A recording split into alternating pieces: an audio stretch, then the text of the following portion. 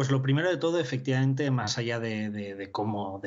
se mueva la cuestión de la moción, que parece, digamos, un escenario bastante improbable para tumbar básicamente esta reforma, parece ser que para el movimiento social empieza un segundo acto. Empieza un segundo acto en el que algunas voces pues piden lo que llaman una chaleco amarillización, por lo tanto, pues básicamente que se lleve, digamos, más lejos pues esta movilización en términos de radicalización, en términos de presencia en las calles, y entonces pues se abre un escenario que para el movimiento social no parece ser otro que el de un escenario parecido al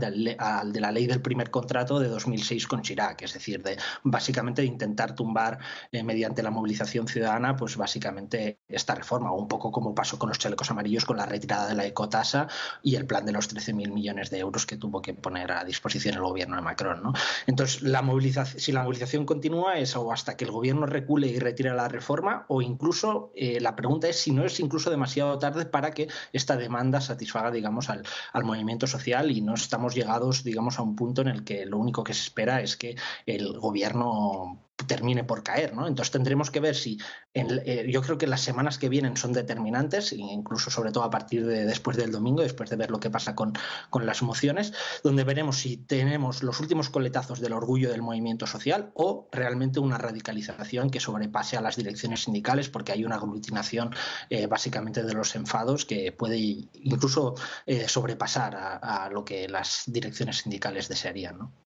Precisamente, como usted dice, ¿no? Un movimiento liderado hasta el momento por las direcciones sindicales, y usted hacía paralelismos con que el movimiento se dirija a algo parecido a al de los chalecos amarillos. Le pregunto, hasta ahora, ¿qué particularidades ha tenido el movimiento contra las reformas y qué paralelismos se podrían hacer con movimientos precedentes? Bueno, claro, en este caso el movimiento contra la reforma sí que ha estado pues muy dirigido por el movimiento sindical, pero llegando, digamos, a capas a las que no solía llegar el movimiento sindical, y eso es lo más importante, llegando a muchos asalariados o trabajadores y trabajadoras del sector privado, que lo vemos en las distintas encuestas, por ejemplo, llevadas por los compañeros y compañeras de Concité Critique, donde vemos un gran apoyo tanto simplemente quedándose en sus casas, pero también yendo a las calles por parte de los trabajadores y trabajadoras del sector privado. Y en cambio, pues el movimiento de los chalecos amarillos sí que pues no, evidentemente sabemos que no estaba dirigido, no estaba, digamos, acompañado por el movimiento sindical, ¿no? Lo que sí que es bastante comparable es que ambos movimientos pues tienen una tasa de apoyo social de la opinión pública muy importante, ¿no? Y entonces pues estará por ver ahora qué sucede con la continuidad del movimiento, que sigue gozando básicamente de esa popularidad y por lo tanto de la impopularidad de la reforma de Emmanuel Macron. Y Aldo, quizás el de los chalecos amarillos es el movimiento más emblemático, el que más recordamos del primer mandato de Emmanuel Macron. Sin embargo, ha habido muchos. En términos generales, ¿qué podemos decir de la relación del presidente con los movimientos sociales que han protagonizado sus años de mandato? Claro, yo creo que Macron se ha caracterizado por hacer oídos sordos, básicamente, ante las demandas de los movimientos sociales, y por mantener con ellos pues un pulso y una mano de hierro que parece dar la razón a los chalecos amarillos, que han venido diciendo durante estos años de que básicamente de que es un gobierno que se dedica a pasar medidas pues antipopulares, antisociales y poco democráticas, ¿no? Entonces, pues un poco revelando pues la crisis de la Quinta República y de su representación. Y yo creo que pues lo hemos podido ver con algunas de sus propuestas en términos de participación por parte del gobierno de Macron. Hay que acordarse que para hacer bajar la tensión del movimiento de los chalecos amarillos propuso un gran debate nacional en el que se recogieron pues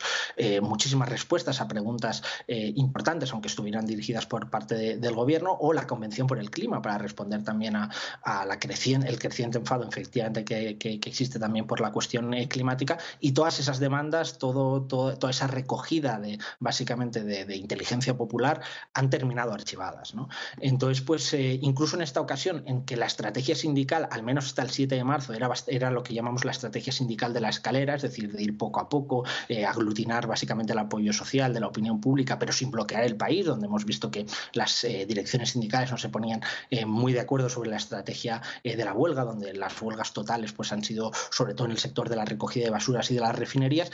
y vemos que a pesar de esta estrategia de ir poco a poco, pues incluso con una estrategia así en la que no se intentaba realmente bloquear la economía, pues a pesar de ello,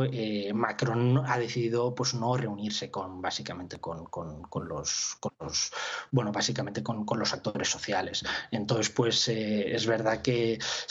bueno, pues que en este caso el gobierno de Macron ha sido bastante bueno, hacia otro lado, ¿no? Albert, pues estaremos atentos a precisamente lo que usted decía, si Macron acaba reuniéndose con los actores sociales o si continúa con la estrategia represiva contra el movimiento. Muchísimas gracias por su análisis y por su tiempo.